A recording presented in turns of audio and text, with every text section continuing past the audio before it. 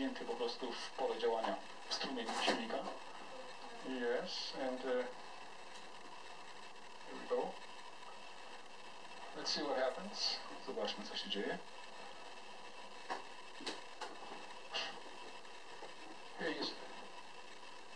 Yes. So this is the very strong fence, as you can imagine. No więc to jest bardzo silny płot, jak Państwo widzieli. You see the large distance from the motor is exceeds the 25 meters. Widzieliście Państwo, że Here is the 319. This is one motor. to jest And Airbus this plane is 319, at a further distance. jeden silnik.